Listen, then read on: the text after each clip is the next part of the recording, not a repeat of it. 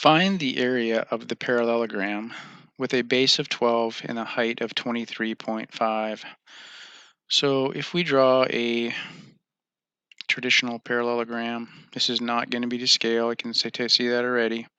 Okay, and if we say the base is 12, the height is 90-degree relationship to the base, and they're calling that 23.5. Hopefully you remember that to find the area of a parallelogram, we multiply the base times the height.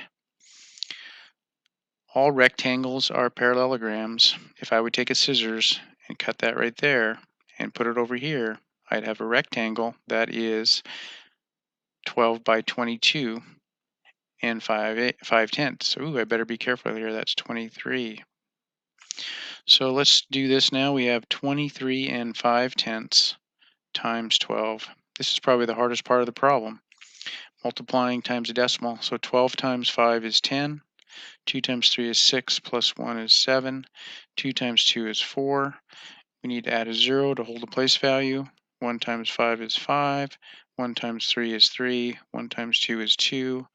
Now let's add it all up. 0, 12, 8, and 3. No, 8 and 2, right? Because we didn't add the carry. Kind of messy. Now we have a decimal to deal with. We have to move it over to the right one space. So this is our answer.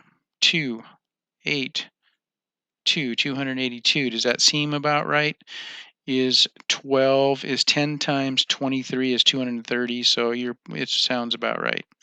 So I think we'll go with it even though it's a mess.